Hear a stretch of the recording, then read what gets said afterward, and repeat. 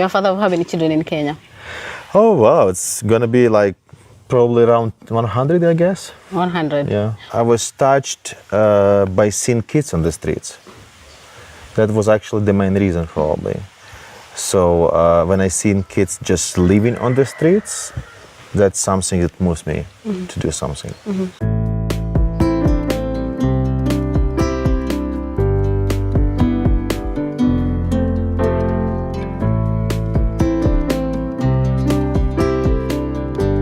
Hello viewers, and welcome to our today's episode. And today I'm going to give you a very beautiful and inspiring story. Do you know that where you are in your vicinity or your neighborhood, we have orphans and vulnerable children? What have you done to them? According to UNICEF, it is estimated that 153 million children worldwide are orphans that need shelter and care. In Africa, it is estimated that we have 52 million orphans, whereas in Kenya, it is estimated that we have approximately 3.6 million children who are aged below 18 years and who are orphans or maybe vulnerable. The vulnerability comes about due to poverty, harmful cultural practices, family breakdowns, abandonment, natural disaster, ethnic and political conflict, and poor care arrangements. It is because of these numbers that we have seen many well-wishers in and out of the country stepping in to provide shelter and food for these orphans. Meet Mike Reznik, a man who has given shelter to hundreds of orphans and vulnerable kids in Kakamega County. Reznik, who jetted in the country a few days ago, came specifically to officially open his second children's home that is transforming Nation's Children's Home in Shinyalu after he built his first one in Mulunyu, Lurambi sub-county. So before I bring in Mike Reznik, for those who are returning subscribers and viewers, thank you so much for your support, for watching, commenting, and also subscribing to my channel. But for those who are new here, kindly subscribe to our channel and also hit that notification bell so that you will be notified. You'll be among the first people who will be watching our videos whenever we upload them.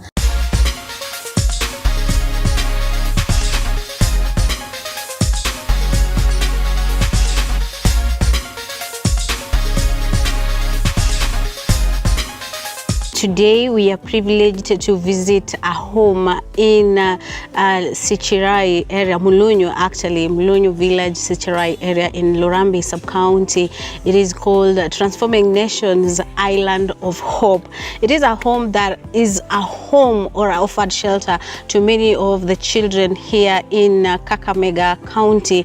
And some of these kids are those who have been defiled, some orphans who don't have their parents, and some who have gone through a lot of issues, but they have found a home here in Island of Hope. And I'm privileged to have the owner or the director of the CEO. I don't know, shall I call you a CEO? Shall I call you a director? Shall I call you, is Mike? Mike. The second name is? Mike Reznik. Reznik, okay. I was like, the other time when I was doing this, I was like, Mike who? Mike Reznik. Okay, sir. How is you, Mike? I'm doing good, thank you. And you? Good. How long have you been in Kenya?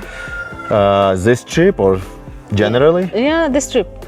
Actually, I came last week on Wednesday, so yeah. Oh, okay. So 8 days now. I've been told you're the father in this home. Father? Yes, oh. A father of many children. You're a father of how many children in Kenya? Oh, wow, it's gonna be like probably around 100, I guess. 100? Yeah. What was the first time you came in Kenya? The first time I came to Kenya, it was like 15 years ago or so. I just visited some people here. So I met some people, Kenyans in Ukraine that days.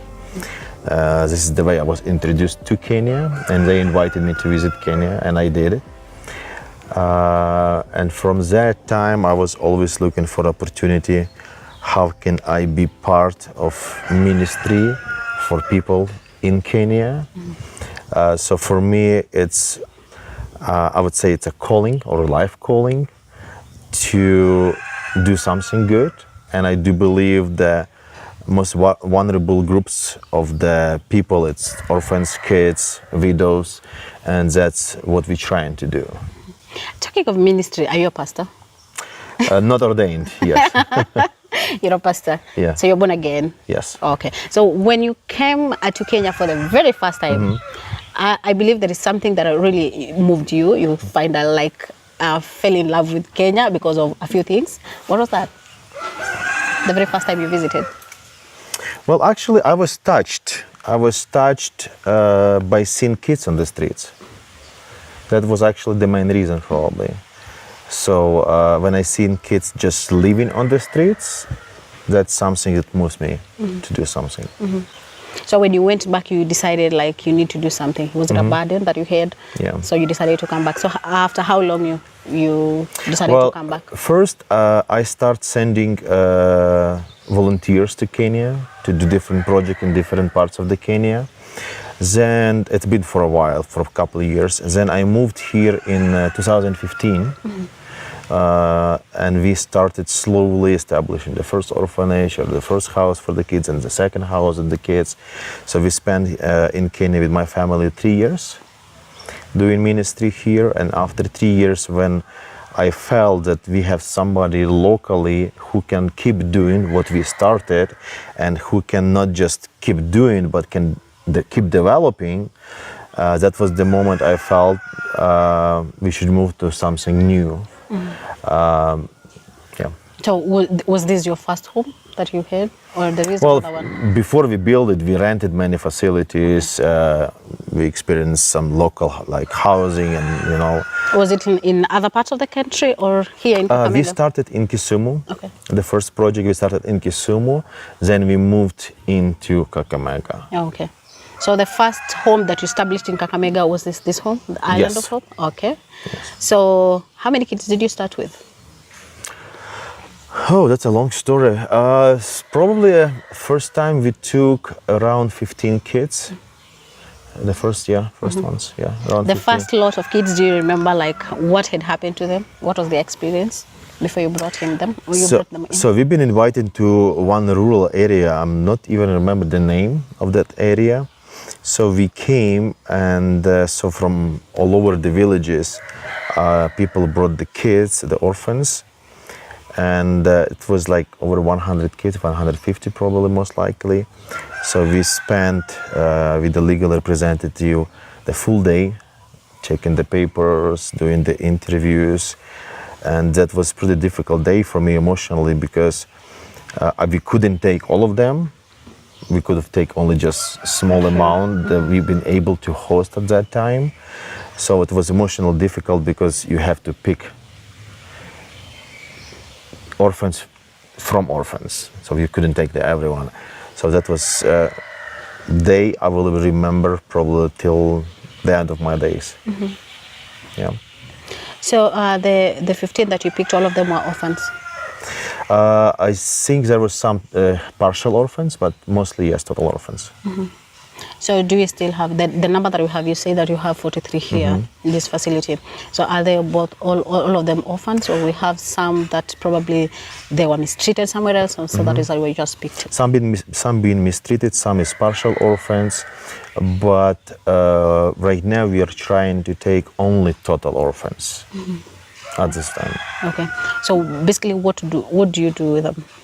Is it about just hosting them, or there is some other things that you do? No, there is a bunch of activities they have. Of course, they are going to the school. Our older kids are going to boarding schools, high schools, good schools. So they have Bible classes, they have spiritual growth classes, they have art classes, they have extra classes after school. So what we are trying to pay special attention to education, so kids can be mature education-wise to be successful in their life. So the idea is for us is not just to help them temporarily, but I would love to see them in the future to be engineers, to be doctors, to be politicians maybe. The other day we saw you launched there is another house that a home that you built. Is it also related to sort of going to host orphans as well? On that facility, so we opened 3 houses, 2 will be built probably next year, we hope. So there will be couple groups of the kids, but all of them will be girls. So the first house, it's a hope shelter for kids that been or girls who's been abused. The second house also built for the orphans girls, and also we will have 2 more houses built. One of them will be for the newborns that came out of sexual abuse, so that family don't take them or something like that happening, so we don't want them to be thrown away or something. And also 1 more house will be built for age from 2 to 5 for the small kids. But that's for the girls' facility. So this will be the boys' facility, that will be the girls' facility. The Shinyalu one will be the girls. Yeah. So the second category that you've just talked about, the kids that are born and maybe they don't want to be taken care of, are we talking about the incest category? Not only, but yes, Not including only that, incest, yeah. But including that. Yeah. Yeah, okay. So currently do we have some that were born out of incest and you decided to pick them? Well, we didn't have place right now, so some other facilities. But you've been approached. Yes. You've been approached to take such kind Yeah. of kids. Oh, okay. So the capacity for the Shinyalu is? The new facility Yes, is the new over facility. 100, 120 Okay. approximately. So you decided to, they have been housed here or rather hosted here, both of them girls and boys, but you decided to take the girls to the other side. Is it because the girls are many? No, I wouldn't say. We have more actually boys than girls in the orphanage here. It's just they are growing, Okay. kids are growing, and we better be wise. And separate them. Yeah. So I know everybody comes from different backgrounds. So the boys that you have, for example, why did they, have to come? Is it just orphans, or there are also some other things, or are they also mistreated from where they come from? No, mainly they are orphans. The boys. Probably they are, And the girls? yeah, the same. Orphans as well. Well, So- doesn't mean they don't have the bad experience The bad before they came experiences. here. There is also, of course, bad stories, personal life experience, tragedies, but they are orphans. Okay. So we have one girl, actually I interacted with her, and she told me that she was mistreated, defiled by the father, and she gave birth, and we have now that kid. So is there a possibility where, because in most of the cases I've seen the girls, if at all they give birth, and especially a girl that has, you've been mistreated or rather defiled by a relative, the kids are separated from the girl. Is the scenario that you're going to see as well here? Or we'll have to keep them together? Well, if the family does not accept the baby, then yes, we will have the house for them. So I believe there are many challenges that probably you've come across during your stay around or rather establishing all these facilities. What are these challenges? Or you don't have any challenges? No, there is always challenges, but it's also a lot depends on the way you react on challenges. So challenges is not something that destroyed me or put me in the positions to be disappointed. It's just the way we have to move in, move out, and just be strong enough to fight the challenges. You've come all the way, all the way to Kenya, and then there is that bad end. You felt like I have to do something. What do you think needs to be done in terms of ensuring that we clean the streets? We have street kids, we have those who are defiled, and the rate is very high, especially in Kakamega County. You look at the prevalence rate of, for example, teenage pregnancies is very high compared even to the national prevalence rate. So from your own observation and being a key partner that you've come on board, what do you think should be done? Well, from my experience in these years I've been in Kenya, there is some changes happening, but I do believe to change generally everything regarding the kids' problems in Kenya, it should be a bigger picture from the government to family education to the how do you treat your kids, how do you respect your kids, how do you respect your mothers and fathers, both sides and stuff like that. So it should be activities from every groups of society, like government, churches, charities, to not only help, but to prevent and educate. Being in Kakamega County, I don't know if you've already, you have held talks with the county government, for example, the officials, on how you can, put strategies to ensure that probably the kids I don't have access to the high offices. You don't have access? No. You haven't talked to anyone in the county so far? No. As of now? Oh, okay. I know Zadok, he has spoken to some children's officers, but it's probably the highest. Yeah, but like since we have some friends in Nairobi now, they're trying to help us, so maybe something gonna change. So it's an avenue that you're going to explore? Hopefully. Oh, okay. Yeah, I believe you have a message to our people in Kenya, in Kakamega. Maybe if you look at the camera there and then just give them a message. Now that you're a pastor, maybe you can give us also a message of hope. Message of hope. Well, there is always hope. There is always hope, of course.